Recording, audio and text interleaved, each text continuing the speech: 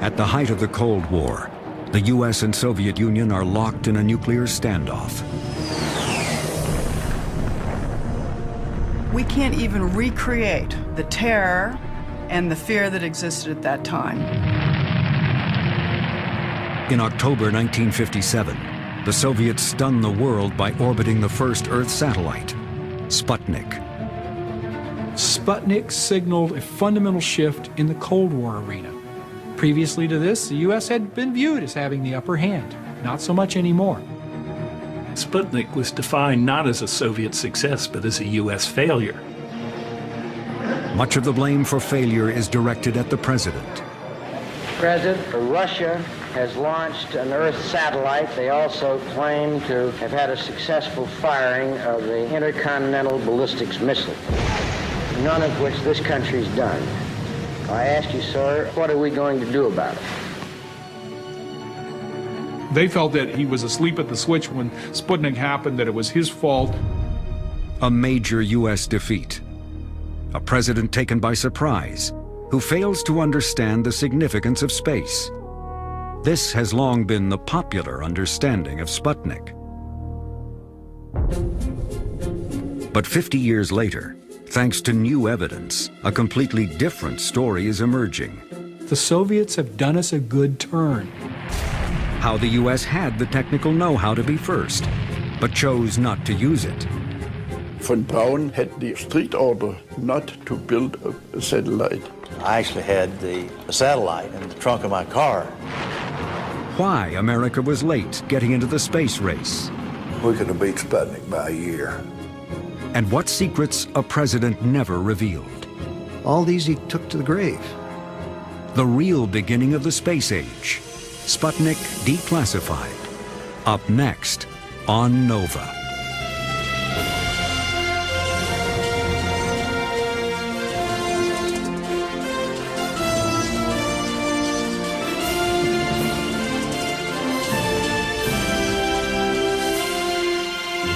Major funding for NOVA is provided by the following.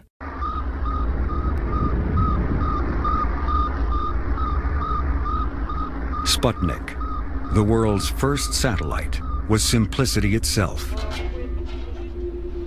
An aluminum sphere 23 inches across, polished to reflect sunlight. Inside, a battery pack and basic radio, sending out a repeating pulse. It saw nothing and heard nothing. All it did was coast and beep. Its batteries died after 3 weeks.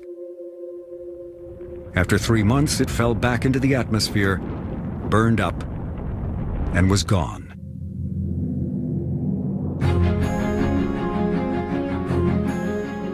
Yet Sputnik sent a shockwave through America and the world, not because of what it did, but because of what it meant.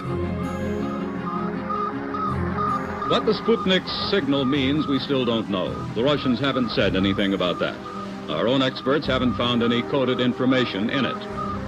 The event itself, the sudden Russian advance to the far frontier ahead of every other country, that event is full of meanings, clearest of all the scientists whose work is the exploration of space. I'm convinced that the Russian concept is very clear. They consider the control of space around the Earth very much like, shall we say, the great maritime powers considered the control of the seas in the 16th through the 18th century. And they say if we want to control this planet, we have to control the space around it. Americans everywhere viewed Sputnik as a demonstration of Soviet prowess in rocketry that could bring, death from the skies, intercontinental ballistic missiles into this country. Americans are accustomed to being first in scientific and technical achievements. The triumph of Sputnik by our Cold War enemy is an unexpected setback. Within 3 weeks, the Dow Jones average drops 10%. The shockwave that begins in October 1957 reverberates through American society. Before it's over, the fallout from Sputnik will transform a German engineer who worked for Adolf Hitler into an American folk hero, Wernher von Braun. None of which this country's done. The Sputnik fallout will also undermine perceptions of a respected general and popular president, Dwight Eisenhower. The man who is president when Sputnik is launched has spent his entire adult life in the military. The peak of Eisenhower's career is leading the victory over Nazi Germany in World War II. Of the United States. So help you God. So help me God. We stand ready to engage with any and all others. Now, as president, facing the Soviet Union in the Cold War, Eisenhower's greatest fear is a surprise attack on the American homeland, a nightmare burned into his soul by his generation's 9/11, Pearl Harbor. This was a deep memory of being caught by surprise, being caught unprepared, and you then put that in the context of the early 1950s when Eisenhower came into office, and seemed like there was a real danger that the United States could be confronted with a nuclear Pearl Harbor. He didn't believe that you could survive a nuclear war. I think that the general feeling was that there wouldn't be a chance of getting out of it. What Eisenhower most wants is information about the enemy's forces. Early in 1954, he authorizes illegal military overflights to photograph the Soviet Union. This was a major presidential decision. These peacetime overflights of the Soviet Union were very risky. First of all, because these aircraft could not operate at altitudes above Soviet air defenses. March 1954. American fighters photograph Soviet air bases near Vladivostok. In April, American planes again enter Soviet airspace. But in May, Eisenhower's strategy backfires. An American bomber flies into Russia and is attacked by Soviet fighters.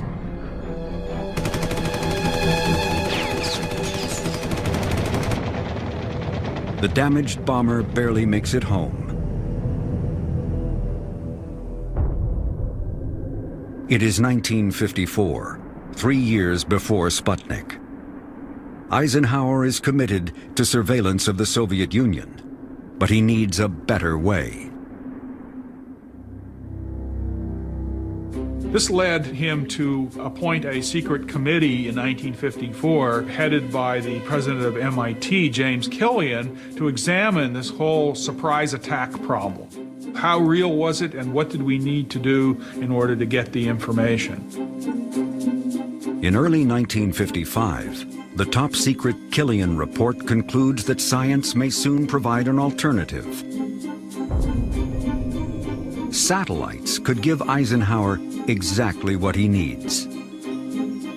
What Eisenhower is lusting for is a complete overview, the kind of thing that'll tell us where they all are. It's like playing a poker game in which you can look over the other guy's shoulder. Eisenhower believes that intelligence and surveillance is the answer to preventing a hot war. Unlike aircraft, a satellite could keep the entire Soviet Union under nearly continuous surveillance. From now on, a spy satellite will be Eisenhower's highest priority for space, a project that will take years and proceed in deepest secrecy. In the meantime, the Killian report recommends the U.S. proceed with development of ballistic missiles, rockets used to carry bombs. In the early 1950s, the most experienced ballistic missile team in the country is in Huntsville, Alabama, working for the U.S. Army. But the roots of this team do not lie in Huntsville. The engineers developing missiles for the Army are primarily German, and many of them have been working on rockets since childhood. When I was about 14 or 15 years old, I built my first rockets myself. It was very primitive. It was an assembly of some old water pipes, which I screwed together and filled with self-mixed powder. And they got off the ground all right, maybe 15 feet or 20 feet, and then fell down again. I was still in high school, and we started, I would say it was in the very late 1920s, to build our own rockets and to try to fly them. And I said to try to fly them because most of them, of course, didn't work.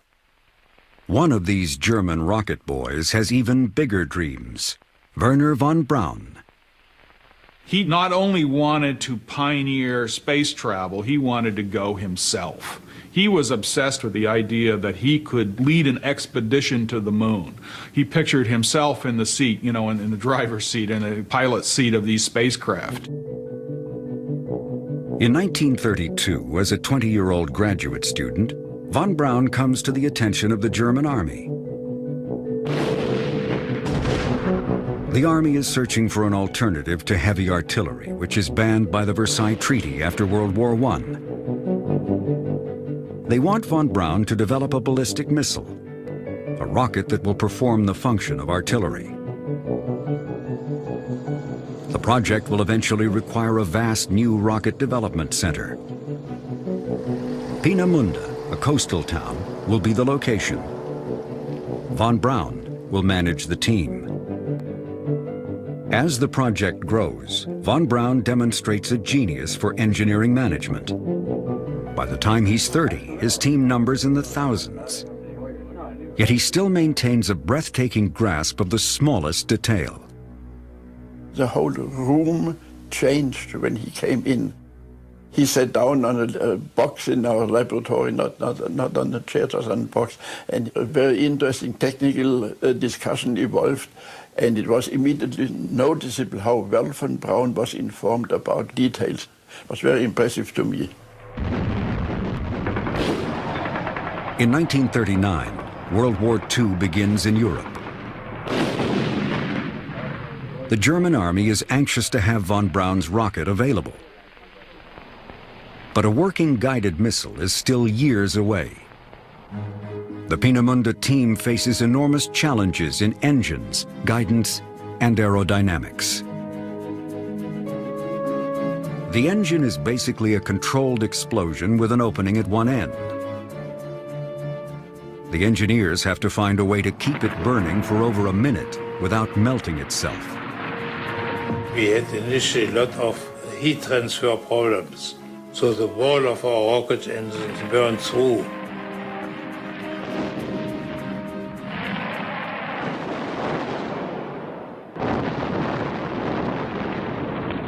But von Braun pointed out that it is good to have failure. In that case, you really learn something. If everything goes the way you had planned it, you haven't really learned anything. So he was not really discouraged when we had in Peenemünde mishaps, and we of course had many of them. Eventually, von Braun's team learns to cool the engine by circulating fuel around the motor on its way to being burned, and letting a small amount of fuel trickle down the walls of the chamber, creating an insulating film. There are also aerodynamic questions.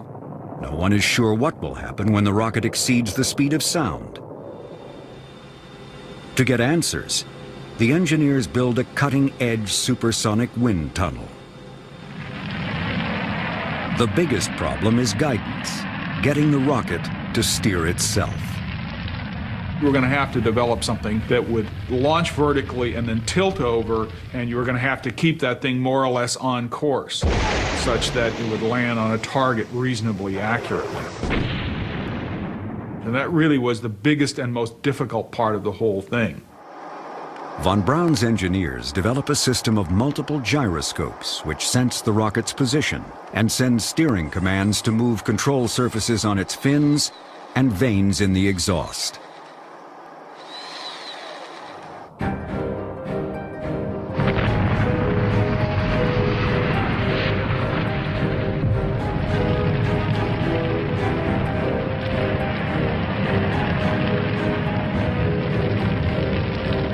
By 1944, Wernher von Braun's team has conquered every technical obstacle, creating the first reliable, practical rocket, named the A4, a vehicle that reaches the very edge of space.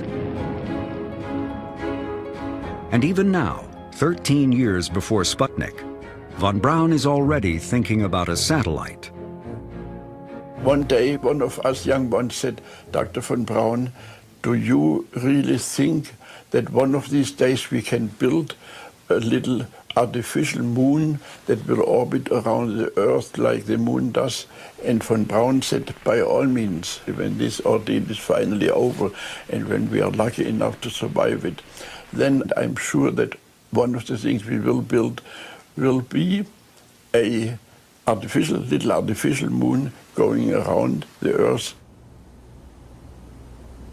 But for now, satellites and space travel take a back seat to the war, which is going badly for Germany. The Hitler government renames von Braun's A4, christening it the V2. The V in the V2 was the German word for vengeance. And these were targeted at civilians. It was meant to create terror and panic among a civilian population. In September 1944, the first V2s are fired at London, Paris, and Antwerp.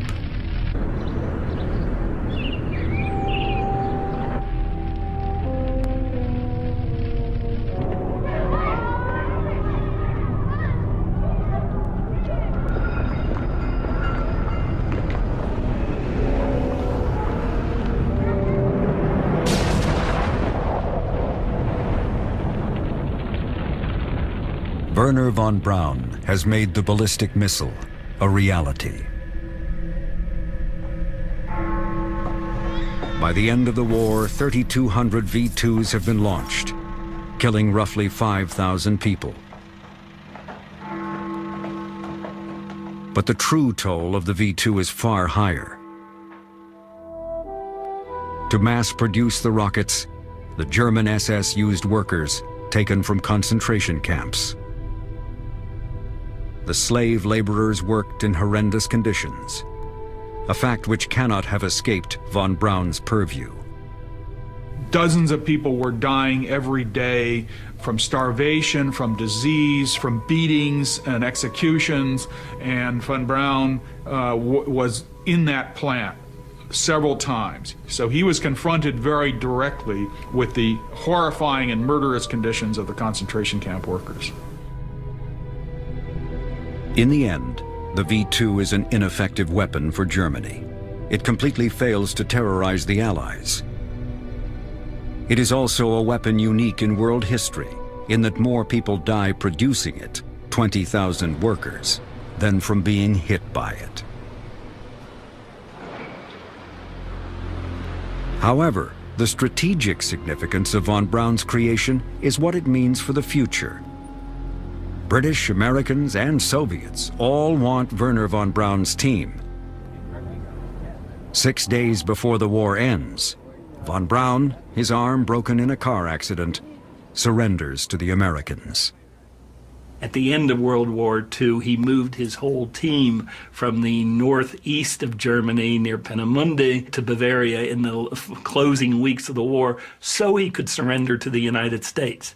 He told the officer that interrogated him after his surrender, the U.S. will let me go to Mars. He knew very well that he did not want to operate under Soviet control and chose to associate himself with the United States. Von Braun and roughly 100 German engineers are put to work on rockets for the U.S. Army. First in Texas, then in 1950 in Huntsville, Alabama.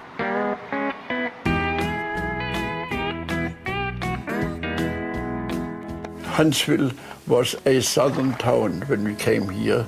It was a beautiful southern town. It reminded us very much of what we read in The Gone with the Wind. In Huntsville, the von Braun team is expanded. American engineers are recruited, many from the Deep South. I'm a country boy from Alabama. I was a very naive country boy till I went away to college.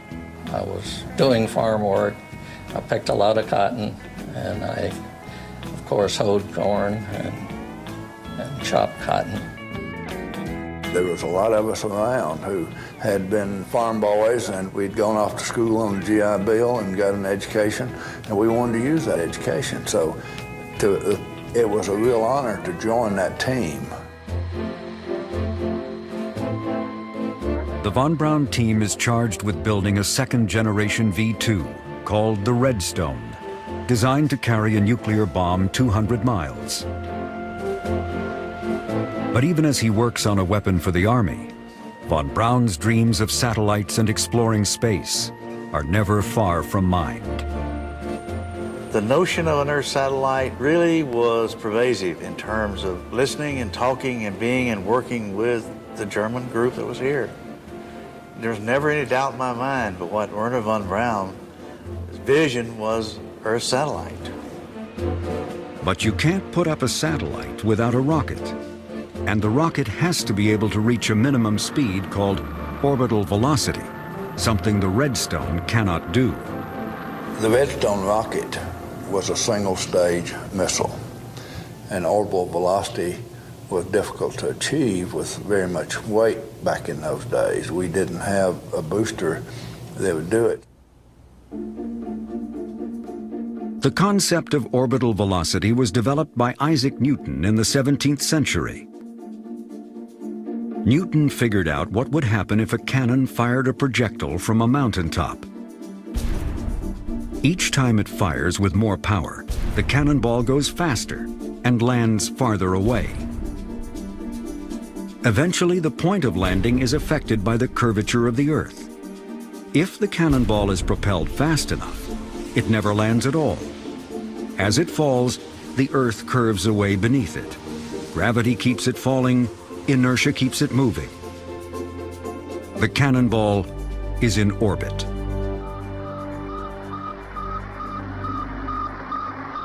The necessary speed to achieve orbit, orbital velocity, is roughly 17,000 miles an hour. The top speed of the Redstone is only 4,000 miles an hour, not nearly fast enough to reach orbit. But Wernher von Braun has an idea.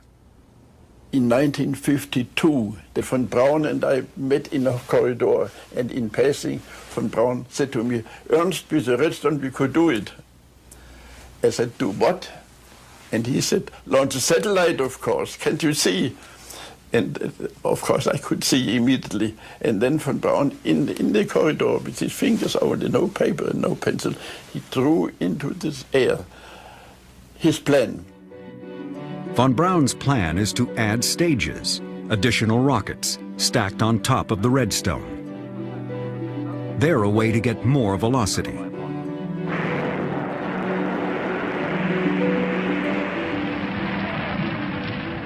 When the Redstone reaches maximum speed, the second stage will fire. Once that reaches its maximum, the third stage fires. By adding more speed with each stage, the top stage can finally reach orbital velocity. This small rocket at the very top is actually the satellite. As the Huntsville team works on the Redstone, von Braun promotes not only his vision of an eventual satellite, but also his larger dream of space exploration. Wernher von Braun was a brilliant popularizer. I don't think there's any question about that. He was able to take his concepts and sell them both to people who could help him, and he was able to sell it in the United States to the public. He did so with the famous Hayden Planetarium Symposium that took place in 1952, as well as a series of articles in Collier's magazine. Those made him a household name.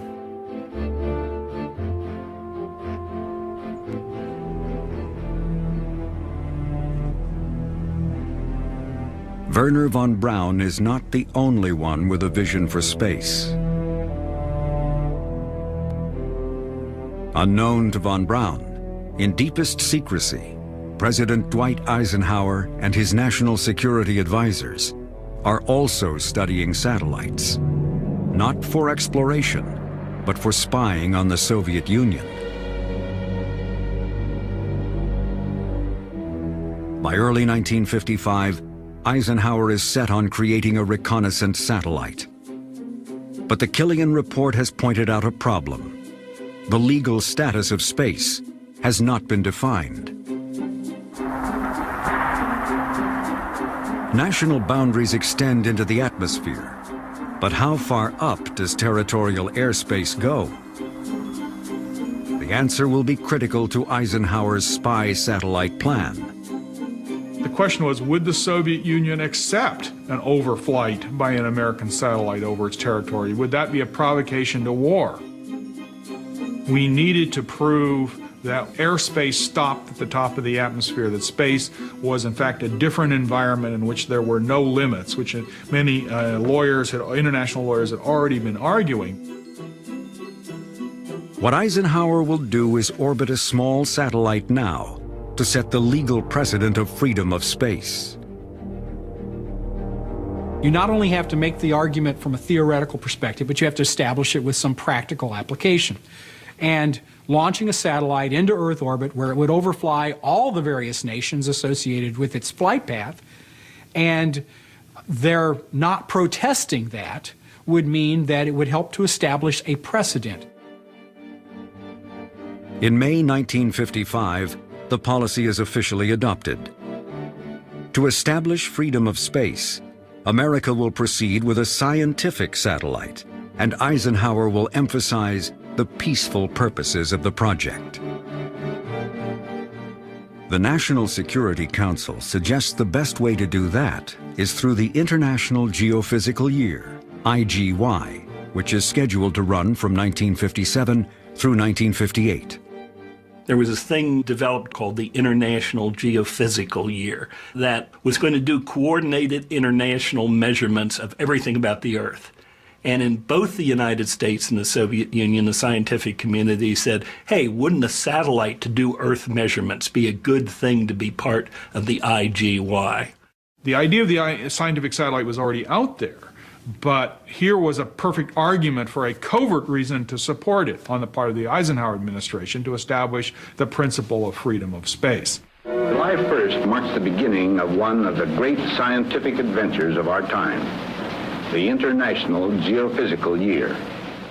In July 1955, Eisenhower announces the U.S. will launch a scientific satellite as part of IGY. Within days, the Soviet Union announces it too will launch a scientific satellite during IGY. It is the summer of 1955, 2 years before Sputnik. The Soviets and Americans have both announced plans for IGY scientific satellites. President Eisenhower's secret agenda for space is underway. But Eisenhower has not announced who will build America's first satellite and the rocket to launch it. One proposal is submitted by Wernher von Braun's Huntsville team in partnership with the Jet Propulsion Lab in California. JPL has pioneered solid-fuel rocket technology that will provide the added stages necessary for the Redstone to reach orbital velocity. JPL will also build the satellite, as well as a tracking system to pinpoint the satellite's position in space. Together with Huntsville, it's a winning combination. The competition is a plan created by a think tank affiliated with the U.S. Navy, the Naval Research Lab. It's basically a civilian arm of the Navy. It's a laboratory run by the Navy, paid for by the Navy, but it is basically civilian scientists who run it. The Navy's proposal, called Vanguard, will also use a multi-stage rocket. But whereas the von Braun JPL plan uses mostly existing components, the top stage of the Vanguard rocket will be brand new, built from scratch. In those days, failures were fairly common with missile systems. So we didn't really think that they would get there right out of the chute. On the other hand, we had a tried and true Redstone booster. In early August 1955, the selection committee picks Vanguard. At the Naval Laboratory in Washington, D.C., Dr. John Hagen reveals progress on the man-made satellite of Project Vanguard. Here's a model of the three-stage... The von Braun team is stunned. Oh, there was surprise, and there was anger. And we had worked hard to get this thing put together in the short time we had to put it together. And then to lose to what we felt at the time was more a political decision, less than a merit decision. Yeah, there was anger. We were pissed off because we thought we had the best system. And we just thought, you know, somebody didn't know what the hell they were doing to pick these guys. The decision to select Vanguard, made in secret, remains controversial to this day. Historians still debate what went on behind closed doors. The Navy had a better scientific proposal. Their rocket combination based on a sounding rocket was weak. The Army had a far better booster to offer, but the Vanguard scientific payload was by far superior. Ironically, the fact that Vanguard would use a new, unproven rocket may have worked in its favor, because it was a scientific research rocket, not a military weapons carrier, a missile. Eisenhower's first priority was to create a precedent that you could fly satellites over another country's territory, and so we adopted a policy of not having a launch vehicle that was also a weapons carrier.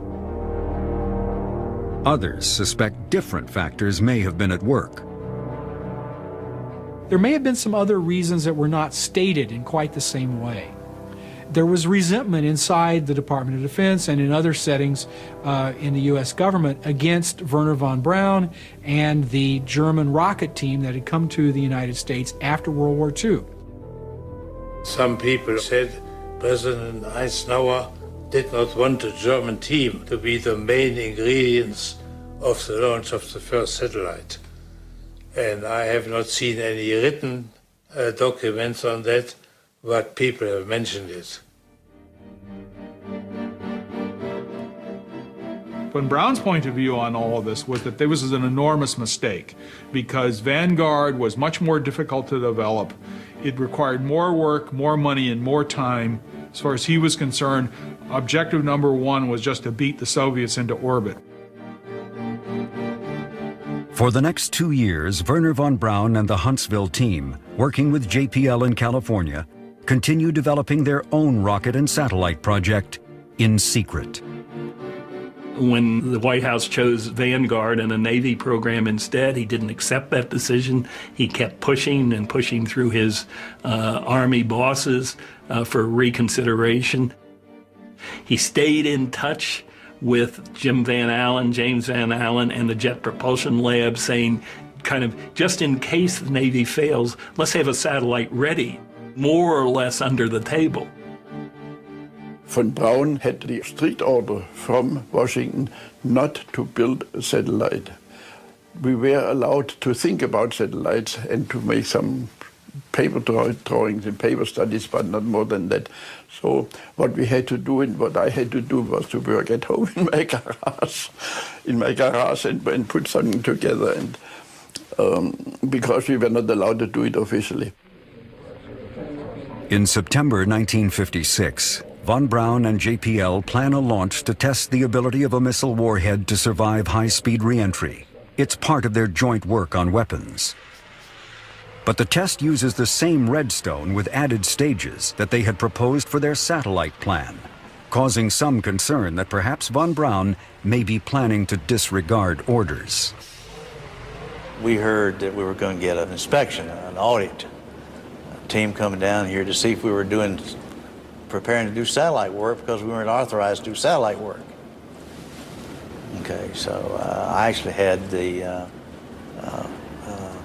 satellite in the trunk of my car when the audit team came around. Nobody really gave me an order to do that, but it was sort of like, well, we didn't want the auditors to think we were doing satellite work.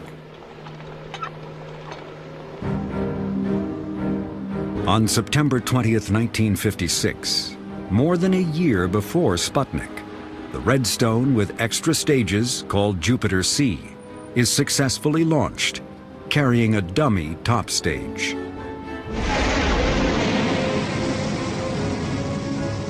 had it carried a satellite instead, history would be different. When we fired that, we knew we could put a vehicle in orbit because we had the velocity that it required. If we had been given the go-ahead, we could have beat Sputnik by a year. We had the hardware over in Redstone sitting in warehouses ready to go. We could have beat them. That's the thing that grabbed us, hurt the most, is we knew ahead of time that we could have beat them. For the next year, the von Braun team keeps a Redstone rocket stored, ready to put up a satellite, but they conceal what they're doing. Officially, it was a Redstone out of the production line with which we had to check and test the ability of the rocket to stand long time storage. So you see, that was militarily justifiable, but for us, silently, it was the launcher for the satellite. In the Soviet Union, the Russians are also working on their IGY satellite and on missiles. It is now July 1957, 3 months before Sputnik.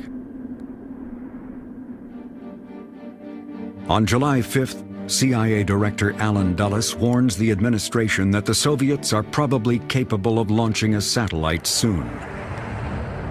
The CIA is getting information from U-2 spy planes photographing Russia, a stopgap measure until reconnaissance satellites are ready.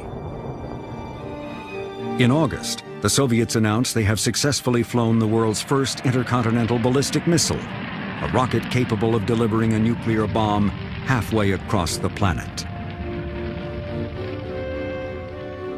The Russian engineer responsible for the Soviet ICBM, the father of the Soviet space program, is Sergei Korolev. He was like a general. He was like a bright general who knows what he wants, who can bring all these people together and make them doing what he wants on all levels. What Korolev wants is to orbit a satellite, and now that he's tested his ICBM, he'll get the chance. After that successful launch, and only after that, did Sergei Korolev go to Khrushchev and say, if you give me authorization, I can have in a couple of months some small satellite, and we will beat the United States into space. Korolev wanted to win this race, and he did everything for this.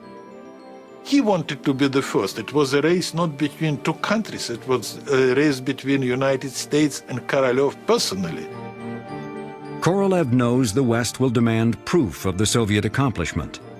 He plans to provide it with a simple beeping sound, able to be heard by amateur radio operators all over the world. He, from the very beginning, understood that there might be interesting international impact, and he simply installed a little transmitter and antenna to communicate with radio amateurs. And he assumed that they will be able to pick up the signals of the Sputnik. If some of Western propaganda would cast doubt that Russians launch such an object in space, these independent amateurs would be able to confirm.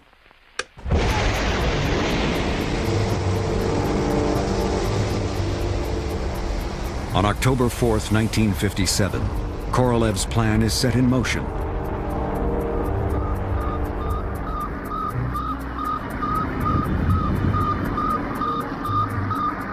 Sputnik, the world's first satellite, reaches orbit. As Korolev predicted, amateur radio operators all around the world track the signal and confirm what the Soviets have done. This is the satellite launch day before yesterday, Friday the 4th of October 1957. It's now 8:30 a.m. on Sunday the 6th. Having been warned by the CIA, Eisenhower is neither surprised nor alarmed. On October 8th, 4 days after Sputnik, he meets with his advisors. Just a few days after Sputnik was launched, Donald Quarles from the Department of Defense is in the Oval Office talking to Eisenhower, and one of the points that he makes is that he thinks that the Soviets have done us a good turn. They had established a precedent of overflight, exactly what Eisenhower wanted to do initially, and now the Soviets had done it for us. But the public doesn't care about legal precedents. All they know is that the Soviets have beaten the U.S. to a major technical milestone. I ask you, sir, what are we going to do about it? Well, let's take first the Earth satellite as opposed to the missile, because they're related only indirectly in the physical sense, and in our case, not at all. Well, I think Eisenhower made a very first-rate political misjudgment about the impact, both within the United States and in the world, of space achievement. Because of the secret intelligence that he had, because of the U-2, he knew for a fact that the Soviet Union was not nearly as big a threat as the hawks and the hysteria mongers seemed to think it was.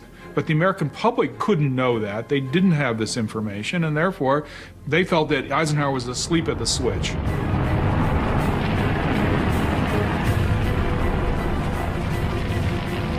Four weeks later, a second Russian satellite, Sputnik 2, carrying a live dog. The strong public reaction forces the administration's hand. Now the von Braun JPL team gets permission to try and launch their satellite, named Explorer. Von Braun promises to get it done by the end of January. We were told, whatever component you have on the bird, it better be the best you can do. So it was a mad scramble. People were taking parts off and putting new ones on and all kinds of things like that. So there was a lot of pressure to be sure that that bird was as well as we could get it and ready for launch. At the same time, the Vanguard team is also under pressure, preparing to launch their satellite. They were working all night long. I'd leave at night and they were still working. I'd come in the morning, they were still working. I learned a valuable lesson there. If you work people long hours, they'll make mistakes. 3, 2, 1, 0, ignition.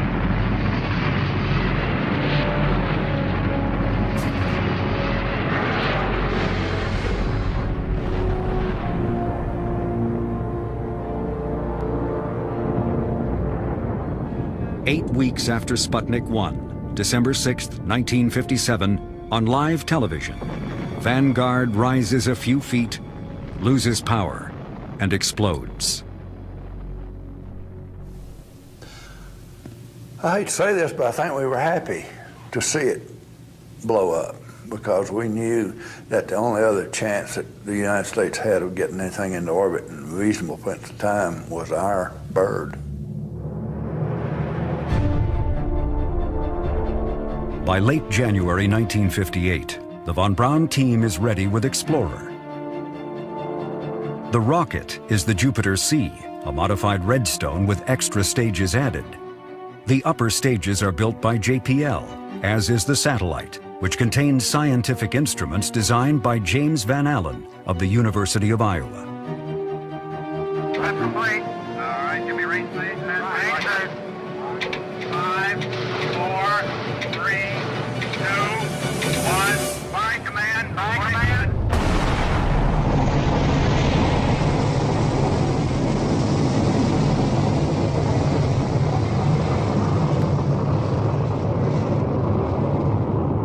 Shortly before midnight on January 31st, 1958, the Jupiter C lifts off, carrying the Explorer satellite.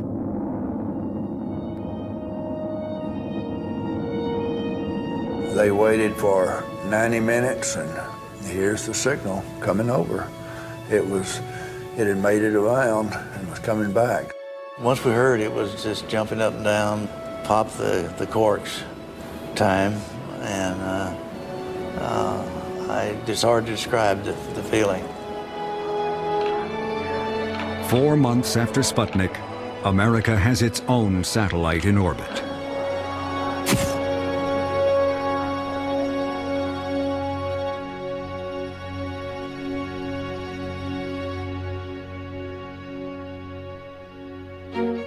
Explorer will go on to do more science than either Sputnik 1 or 2, detecting bands of radiation surrounding the Earth, the Van Allen belts, named for James Van Allen. With Explorer, the U.S. has entered what comes to be known as the space race, a competition Dwight Eisenhower didn't believe in. He wanted spy satellites for national security, but was skeptical whether moving toward a manned space program would be worth the cost. There never has been one nickel asked for accelerating the program. Never has it been considered as a race, merely an engagement. I think he just felt that it was most important to make sure that the United States embarked on a sensible, cost-effective program. He never believed in space spectaculars. He always thought it was important, to move meticulously forward. But the public and the media saw things differently. Once the Soviet Union declared that its space success was an indication of the superiority of the communist way of life, the United States had little chance but to say, well, we can do it better. Now, Eisenhower resisted that pretty strongly, but he was fighting a losing battle.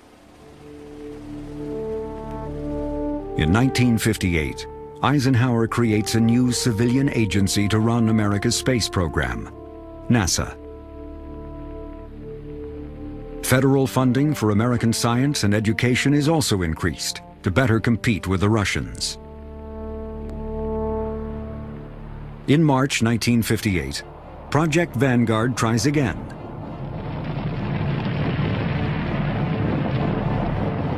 Vanguard becomes the second American satellite.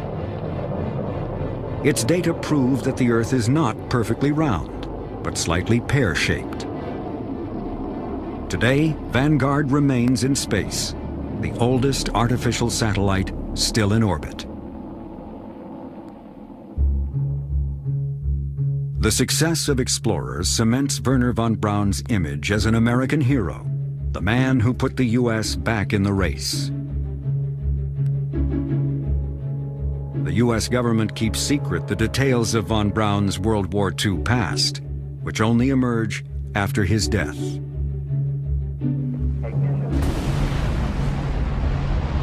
Von Braun's greatest legacy is not the V-2 or Explorer. When Americans reached the moon in July 1969, ending the space race, it is a von Braun rocket, the mighty Saturn V, that gets them there.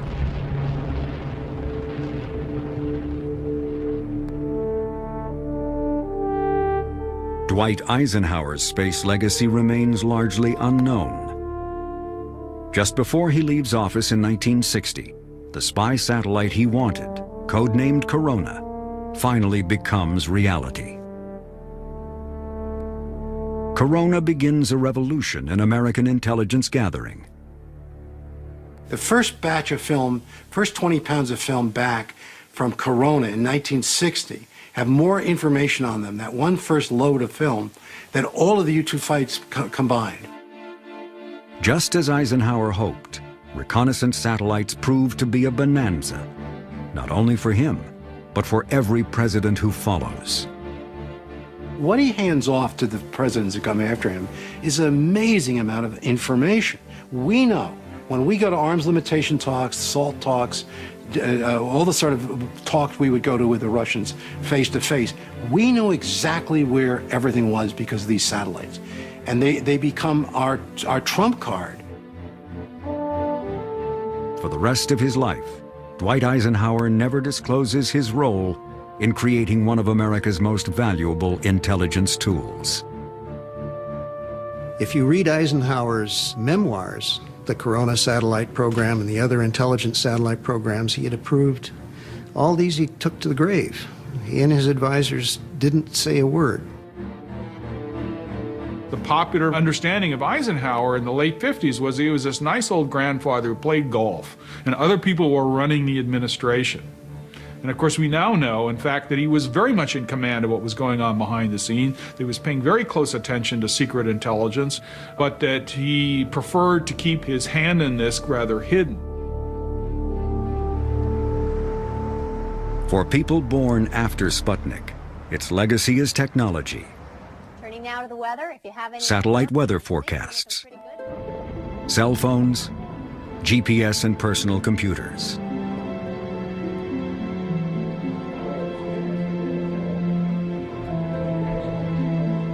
But for those who lived through the fall of 1957, Sputnik will always have a deeper, more profound meaning. For the first time ever, we leave this planet, we go into Earth orbit with a human-made object, and that signals the beginning of a new era, a new age, which we call the space age. And the world has fundamentally changed in the 50 years since that took place.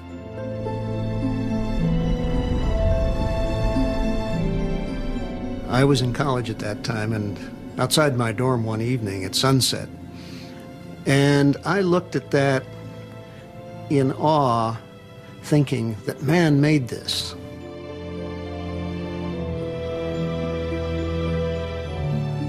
Sputnik 1 changed everything, just changed everything.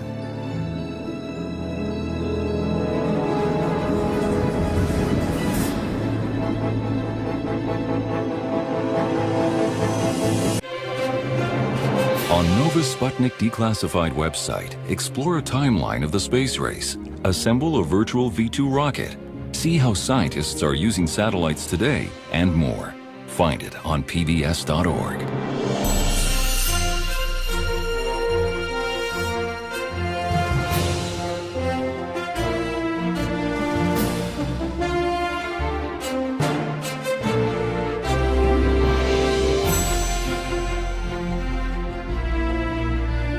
To order this Nova program for $24.95 plus shipping and handling, call WGBH Boston Video at 1-800-255-9424.